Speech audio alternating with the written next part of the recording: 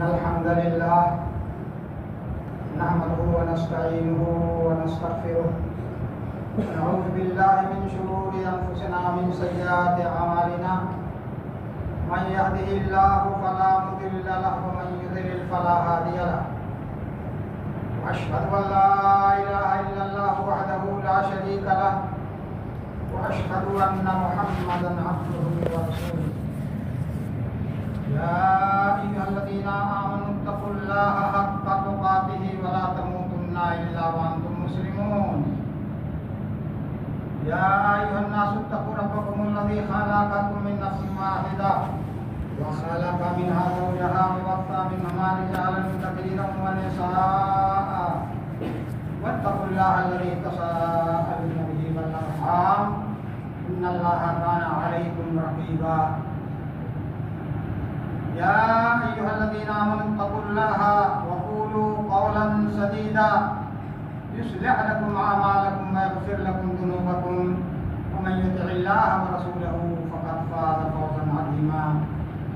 أما بعد فإن خير الحديث كتاب الله وخير الهدي هدي محمد صلى الله عليه وسلم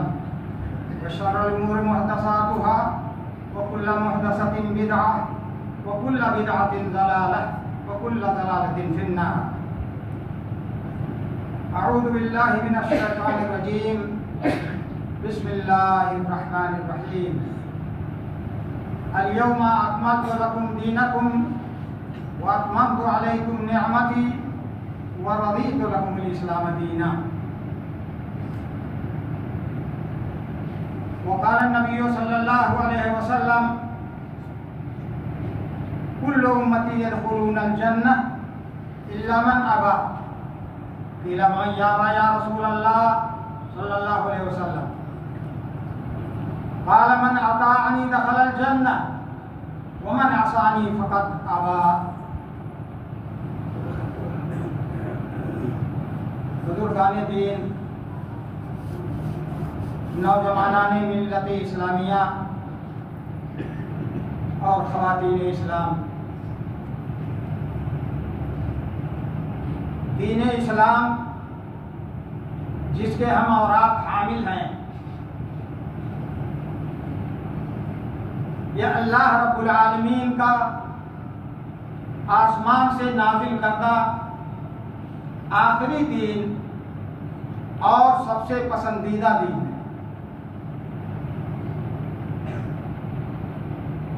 اس دین کے لانے والے جناب محمد الرسول اللہ صلی اللہ علیہ وسلم تمام انبیاء اور رسول کے بعد آنے والے آخری نبی اور رسول ہیں۔ آپ کے بعد اور آپ کے دین اور آپ کی شریعت کے بعد نہ کوئی نبی اور رسول آئے گا قیامت تک، اور نہ کوئی دوسرا دین اللہ کے یہاں قابل قبول ہوگا۔ ادیان سماویہ جو محمد الرسول اللہ صلی اللہ علیہ وسلم سے پہلے مختلف پیغمبر علیہ السلام و تسلیم لے کر آئے، وقت کے ساتھ ان کی مدت اور ان کی میعاد ختم ہو گئی۔ اب اگر ادیان سماویہ کے کسی ماننے والے نے جناب محمد الرسول اللہ صلی اللہ علیہ وسلم کی نبوت و رسالت کا دور پایا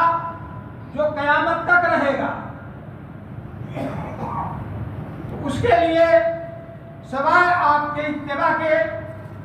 سوائے آپ کی لائی ہوئی شریعت کی پیروی کے کوئی چارہ کار نہیں۔ اللہ رب العالمین نے آپ صلی اللہ علیہ وسلم کی زندگی میں حجۃ الوداع کے مبارک موقع پر عرفات کے میدان میں جہاں خوش نصیب مسلمان ذی الحجہ کی 10 تاریخ کو 9 تاریخ کو اللہ کی اطاعت اور عبادت کے لیے میدان عرفات میں اکٹھا ہوتے ہیں، وہاں اس آیت کریمہ کو نازل فرمایا آپ پر اور مہر لگا دی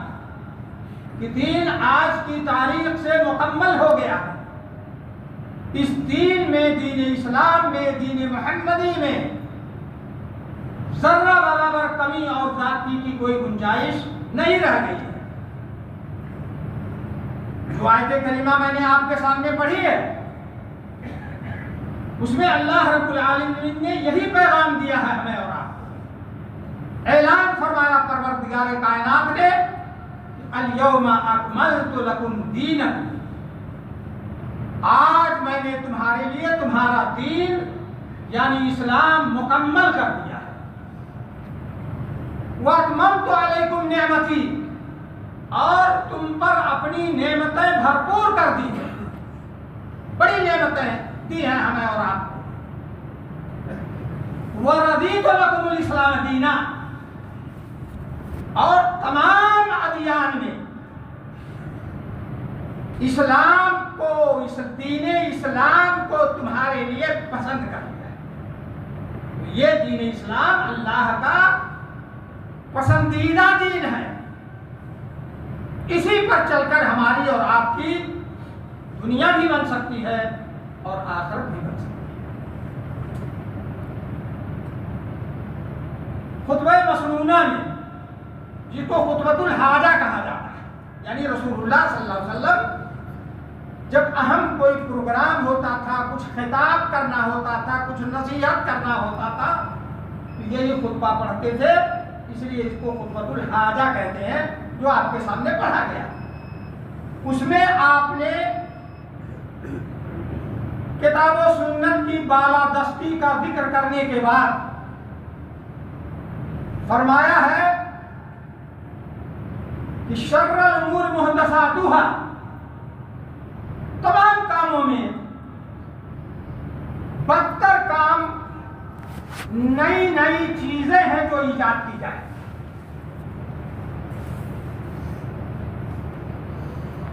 وَكُلُّ مُحْدَثَةٍ بِدْعَةٍ، اور دین میں، لفظ کو یاد رکھیے گا، اور دین میں، دین اسلام میں ہر نیا کام ایجاد کیا ہوا بدعت، وَكُلُّ بِدْعَةٍ ضَلَالَةٍ، اور ہر بدعت گمراہی ہے، وَكُلُّ ضَلَالَةٍ فِي النَّارِ، اور ہر گمراہی جہنم میں لے جانے والی ہے۔ ہر خطبہ میں، ہر اہم موقع پر رسول اللہ صلی اللہ علیہ وسلم کو، رسول اللہ صلی اللہ علیہ وسلم امت کو بدعات اور خرافات سے ڈراتے تھے۔ آج کے اس مختصر جمعہ کے خطبے میں حقیقت بدعت پر کچھ روشنی آپ کے سامنے ڈالنے کی کوشش کروں گا۔ اللہ تعالیٰ مجھے حق کہنے کی، آپ کو حق سننے کی، اور ہم سب کو اس حق پر عمل کرنے کی توفیق عطا فرمائے۔ بدعت یہ عربی کا لفظ ہے، اس کا لغوی معنی ہوتا ہے، ابن منظور مشہور لغوی ہے، وہ کہتے ہیں کہ اس کا معنی ہے نئی چیز۔ بدعت کا معنی نئی چیز۔ اسی طرح سے لغت کے مشہور امام ہیں ابن السکین، وہ کہتے ہیں کہ کل محدثۃ بدعہ، ہر نئی چیز بدعت ہے۔ یہ لغوی معنی ہے، لیکن شریعت میں جہاں بدعت کی مذمت بیان کی گئی ہے، بدعت سے روکا گیا ہے، اس بدعت سے کیا مراد ہے، کیا تعریف ہے، اس سلسلے میں علماء نے، ائمہ دین نے اپنے اعتبار سے مختلف الفاظ میں تعریفیں کی۔ شیخ الاسلام ابن تیمیہ رحمۃ اللہ علیہ کہتے ہیں بدعت شرعیہ کی تعریف میں کہتے ہیں کہ البدعۃ ہی التعبد للہ البدعۃ احداث الامر فی دین اللہ ومخالفت امر اللہ ورسولہ، یعنی دین میں کوئی نئی چیز ایجاد کی جائے جس میں اللہ اور اللہ کے رسول صلی اللہ علیہ وسلم کی مخالفت ہو، وہ بدعت ہے۔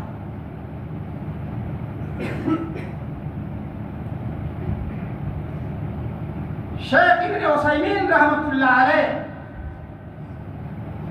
بہت بڑے عالم گزرے ہیں، وہ کہتے ہیں کہ بدعت کی دو الفاظ میں تعریف کی جائے۔ پہلی تعریف یہ کہ جو کام اللہ رب العالمین کے شریعت کردہ راستے عبادت کے طریقے کے خلاف دین میں ایجاد کیا جائے وہ بدعت ہے۔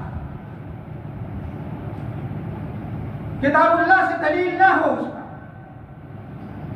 اور دوسرے الفاظ میں کہتے ہیں کہ بدعت اس چیز کو کہتے ہیں جس پر اللہ کے پیارے نبی جناب محمد الرسول اللہ صلی اللہ علیہ وسلم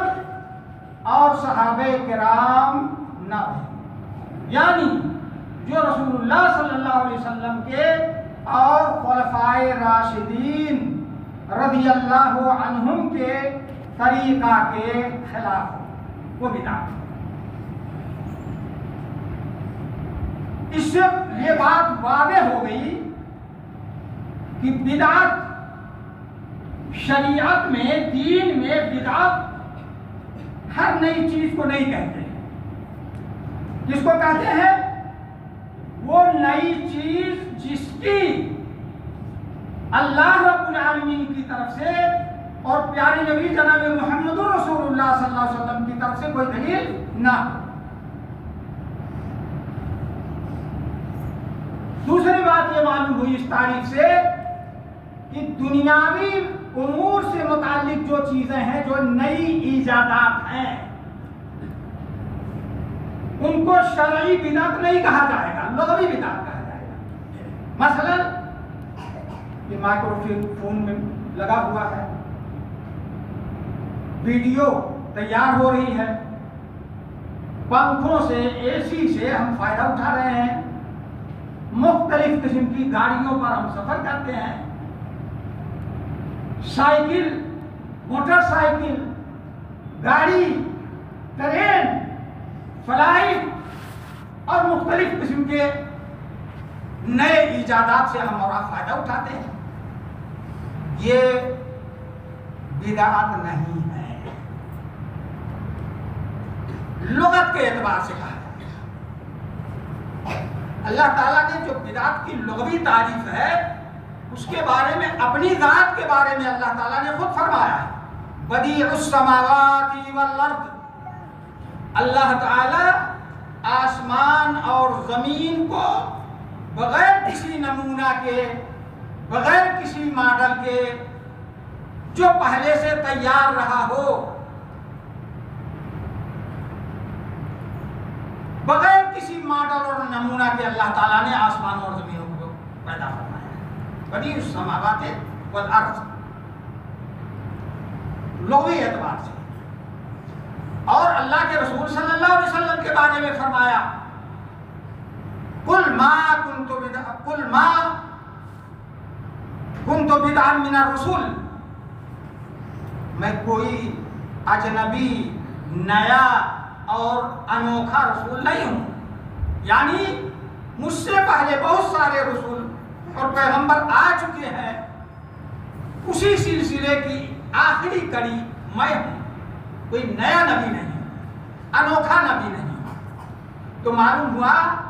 کہ دین میں کسی چیز کو عبادت سمجھ کر ہم کریں اور اس کی دلیل ہمیں قرآن کریم سے نہ ملے، رسول اللہ صلی اللہ علیہ وسلم کے اسوہ اور آپ کی سنت سے نہ ملے، اور خلفائے راشدین رضی اللہ عنہم کے طریقے سے نہ ملے، تو وہ چیز بدعت ہے۔ اسی لیے رسول اللہ صلی اللہ علیہ وسلم نے فرمایا کل بدعت ضلالہ وکل ضلالۃ فی النار۔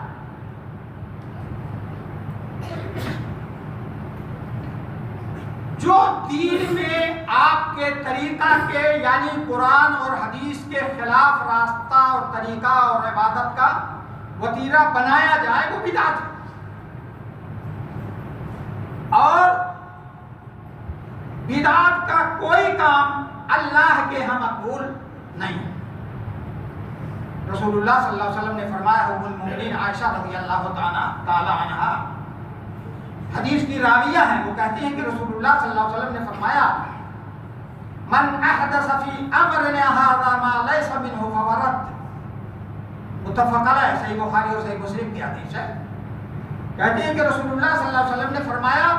کہ جس شخص نے ہمارے دین میں کوئی نئی چیز ایجاد کی، دین میں نئی چیز ایجاد کی جس کا تعلق اس دین سے نہ ہو تو وہ رد ہے، یعنی مردود ہے، اللہ کے ہاں وہ مقبول نہیں ہوگا۔ اور صحیح مسلم کی ایک روایت میں الگ سے ہے کہ من عمل عملا لیس علیہ امرنا فہو رد، جس نے کوئی ایسا کام کیا جو ہمارے طریقے کے خلاف ہے، ہمارے طریقے پر نہیں ہے، تو ایسا تمام کام مردود ہے، یعنی اللہ کے یہاں مقبول نہیں ہے۔ امام مالک رحمۃ اللہ علیہ فرماتے ہیں، بدعت سے لوگوں کو دور رکھنے کے لیے تنبیہ کرتے ہیں کہ جس شخص نے دین میں نئی چیز ایجاد کی، بدعت ایجاد کیا، عبادت کا نیا طریقہ ایجاد کیا، جس کو سمجھ رہا ہے کہ بڑا اچھا کام ہم کر رہے ہیں، رسول اللہ صلی اللہ علیہ وسلم کے بتائے ہوئے طریقے کے خلاف کوئی عبادت کا نیا طریقہ ایجاد کرے اور سمجھے کہ میں بڑا اچھا کام کر رہا ہوں، بڑے اجر و ثواب کا راستہ بتا رہا ہوں لوگوں کو اور اس پر چل رہا ہوں، فرماتے ہیں کہ گویا ایسا شخص اس بات کا عقیدہ رکھتا ہے، اس بات کا گمان کرتا ہے کہ محمد الرسول اللہ صلی اللہ علیہ وسلم نے اللہ کی دی ہوئی امانت میں خیانت کی، رسالت جو آپ کی ذمہ داری تھی اس میں اللہ کے رسول صلی اللہ علیہ وسلم نے خیانت کی ہے، اس لیے کہ اللہ تعالیٰ فرماتا ہے الیوم اکملت لکم دینکم واتممت علیکم نعمتی ورضیت لکم الاسلام دینا۔ آگے فرماتے ہیں کہ سن لو لوگو، جو چیز ان دنوں یعنی رسول اللہ صلی اللہ علیہ وسلم کی زندگی میں دین نہیں تھی، جو عبادت اللہ کے ہاں قابل قبول نہیں تھی، وہ آج بھی دین نہیں ہو سکتی ہے، یعنی اللہ کے ہاں وہ طریقہ آج اگر کوئی ایجاد کرے گا تو اللہ کے ہاں وہ طریقہ قبول نہیں ہو۔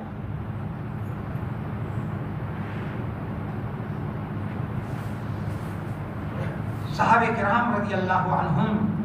ڈرتے رہتے تھے، اللہ کے رسول صلی اللہ علیہ وسلم سے پوچھتے رہتے تھے، اللہ کے رسول صلی اللہ علیہ وسلم کوئی ایسا کام بتا دیجئے جس پر چل کر کے ہم جنت میں داخل ہو جائیں، ایسا کام بتا دیجئے جو اللہ کو بہت محبوب ہے، پسندیدہ ہے، تاکہ ہم وہ کام کریں۔ اور خود اللہ کے رسول صلی اللہ علیہ وسلم نے بھی فرمایا کہ کوئی بھی ایسا کام جو تمہیں جنت سے قریب کرنے والا اور جہنم سے دور کرنے والا تھا سب میں تم کو بتا چکا ہوں، کوئی کام ایسا نہیں چھوڑا ہے، اور کوئی کام ایسا نہیں چھوڑا ہے جو اللہ رب العالمین کو پسند ہو، مگر میں نے تمہاری رہنمائی کر دی ہے، اور جو کام بھی اللہ تعالیٰ کو ناپسند ہے، ناراض کرنے والے ہیں، ان کی نشاندہی بھی میں نے کر دی۔ لہذا میرے بھائی اور بزرگوں، ضرورت اس بات کی ہے کہ ہم کتاب و سنت کو سامنے رکھیں، اپنے تمام عبادت کے طور طریقے وہی اپنائیں جو کتاب و سنت کے اندر موجود ہیں۔ خلفائے راشدین ابو بکر، عمر، عثمان اور علی رضی اللہ عنہم کی سیرت سے اور ان کے طور طریقے سے جو چیزیں ملیں انہیں بھی لے کر کے ان کو عملی جامہ پہنائیں، یہی اللہ کے ہاں مقبول ہوگا، ورنہ ہمارا کوئی عمل مقبول نہیں ہوگا۔ کوئی عمل اللہ کے ہاں کب مقبول ہوگا؟ پہلی شرط، جب وہ کام اور وہ عمل اور وہ عبادت کتاب و سنت سے ثابت ہو۔ دوسری شرط، وہ عبادت کا طریقہ اور وہ عمل رسول اللہ صلی اللہ علیہ وسلم کی سنت کے اور آپ کے طور طریقہ کے مطابق ہو۔ تیسری شرط کہ اس عمل میں جو قرآن سے ثابت ہے اور رسول اللہ صلی اللہ علیہ وسلم کی سنت کے مطابق ہے، اس میں اخلاص، یعنی دکھاوے کے لیے نہیں، سناوے کے لیے نہیں، شہرت طلبی کے لیے نہیں، اللہ کی رضا کے لیے ہم کو کام کریں، تب اللہ کے ہم کو ہوگا۔ اور ایک بات اور ذہن میں رکھیے، رسول اللہ صلی اللہ علیہ وسلم کے طریقے کے مطابق ہونے کا مطلب یہ ہے کہ اس کے اندر 6 چیزیں پائی جائیں، یعنی جو کام ہم کرنا چاہتے ہیں وہ رسول اللہ صلی اللہ علیہ وسلم کے طریقے کے مطابق ہو، سبب میں، جنس میں، کمیت میں، کیفیت میں، زمان میں اور مکان میں۔ یعنی کوئی کام رسول اللہ صلی اللہ علیہ وسلم نے جس سبب سے کیا ہے اسی سبب سے ہم کریں گے، تب ہم کو ثواب ملے گا اور وہ عمل قبول ہوگا۔ مثلا ہم مسجد میں داخل ہوتے ہیں، 2 رکعت تحیۃ المسجد پڑھتے ہیں،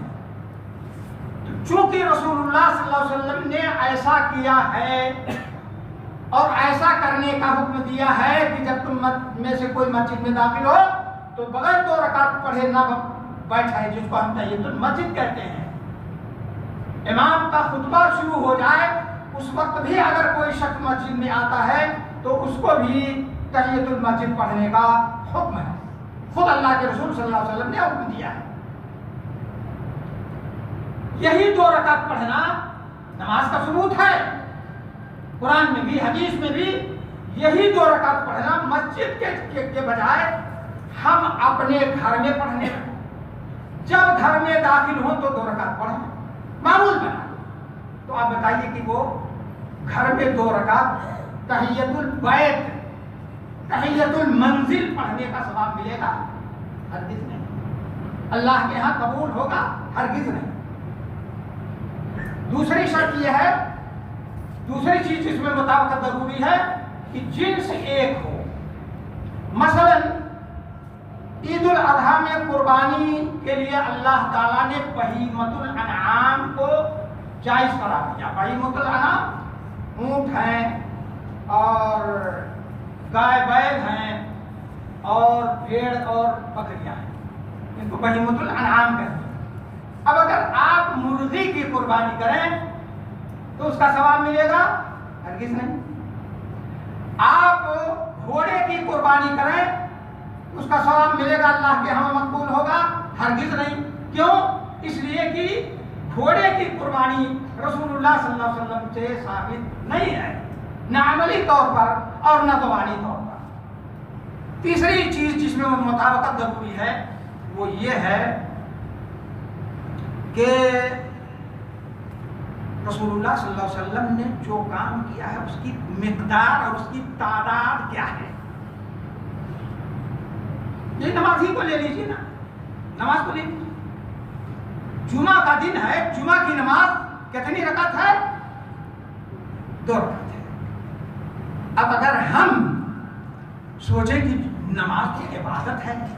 بڑے کار خیر کی چیز ہے، تو 2 کی جگہ پر 4 پڑھ لیتے ہیں تو ثواب نہیں ملے گا، شریعت کی مخالفت کی وجہ سے عذاب ملے گا۔ تیسری چیز، چوتھی چیز کیفیت، یعنی جو چیز کتاب و سنت سے ثابت ہے وہ اس طریقے پر کیا جائے جو طریقہ رسول اللہ صلی اللہ علیہ وسلم کا رہا ہے۔ اب اگر وضو کرنے کے وقت قرآن سے بھی ثابت ہے وضو کا حکم ہے اور حدیث سے بھی ثابت ہے، اگر ہم اور آپ وضو کرنے کے وقت پہلے پیر دھو لیں، پھر اس کے بعد ہاتھ دھو لیں، پھر اس کے بعد سر کا مسح کر لیں، پھر اس کے بعد چہرہ دھو لیں، تو آپ بتائیے کہ وہ وضو ہمارا مقبول ہوگا اور اس وضو سے پڑھی ہوئی ہماری نماز مقبول ہوگی؟ ہرگز نہیں ہوگی۔ یہی نماز ہم پہلے سجدہ کر لیں، اس کے بعد قیام کریں، اس کے بعد کچھ پڑھیں، سورہ فاتحہ اور کوئی سورت، تو آپ صلی اللہ علیہ وسلم کا طریقہ یہ نہیں رہا ہے، اس لیے یہ نماز بھی اللہ کے ہاں مقبول نہیں ہوگی۔ 5ویں چیز ہے زمان، جگہ، وقت، یعنی جو کام رسول اللہ صلی اللہ علیہ وسلم نے کیا ہے قرآن اور حدیث سے ثابت ہے، وہ جس وقت میں کیا ہے اسی وقت میں کرنا ہے، تب وہ مقبول ہوگا، ورنہ مقبول نہیں ہوگا۔ یہ جمعہ ہی کی نماز ہے، ہم اور آپ طے کر لیں کہ ہماری مسجد میں جمعہ کی نماز 10 بجے دن میں ہوا کرے گی، اعلان کر، اور 10 بجے دن میں ہم اسی طرح خطبہ وغیرہ دے کر کے جمعہ کی نماز پڑھائیں، تو آپ بتائیے کہ وہ نماز اللہ کے ہاں قبول ہوگی؟ ہرگز نہیں ہوگی، کیونکہ رسول اللہ صلی اللہ علیہ وسلم نے زوال آفتاب کے بعد اس کو پڑھا ہے اور پڑھنے کا حکم دیا ہے۔ اور 6ٹھی چیز جس میں مطابقت ضروری ہے رسول اللہ صلی اللہ علیہ وسلم کے طور طریقے کی، وہ ہے مکان، جگہ، یعنی جگہ بھی وہی ہونی چاہیے جو جگہ رسول اللہ صلی اللہ علیہ وسلم نے کسی عبادت کی رکھی ہے، کیا ہے اس جگہ۔ آپ حج کرنے جاتے ہیں مکہ، طواف کرتے ہیں بیت اللہ شریف کا، خانہ کعبہ کا، کیوں؟ اللہ کے رسول صلی اللہ علیہ وسلم نے ایسے کیا ہے اور ایسے ہی کرنے کا حکم کیا۔ اب اگر آپ حج کرنے مکہ کے بجائے مدینہ جائیں اور خانہ کعبہ کا طواف کرنے کے بجائے طواف کریں مسجد نبوی کا، مسجد نبوی کی بھی تو بڑی فضیلت ہے، چلو وہی کر لیتے ہیں، تو گناہ ملے گا شریعت کے حکم کی خلاف ورزی کی وجہ سے۔ اس لیے میرے بھائیوں اور بزرگوں، کوئی بھی کام ہم سوچ سمجھ کر کے کریں، کتاب و سنت سے اس کی دلیل تلاش کر کے کریں۔ اگر ایسا ہم کرنے لگیں گے تو ہماری چھوٹی بڑی تمام عبادتیں اللہ کے ہاں قبول ہوں گی۔ اللہ تعالیٰ سے دعا ہے کہ رب العالمین ہم سب کو اس کی توفیق عطا فرمائے اور ہماری پریشانیاں دور فرمائے، ہم سب کو خیر کی توفیق دے۔ ہمارے جو بھائی بیمار ہیں ہمیں شفا کامل عاجل عطا فرما، جو پریشان حال ہیں ان کی پریشانی کو دور فرما، جو مقروض ہیں ان کے قرضوں کی ادائیگی کے اسباب اور وسائل مہیا فرما۔ صلی اللہ علیہ وسلم محمد وعلی آلہ وصحبہ وسلم۔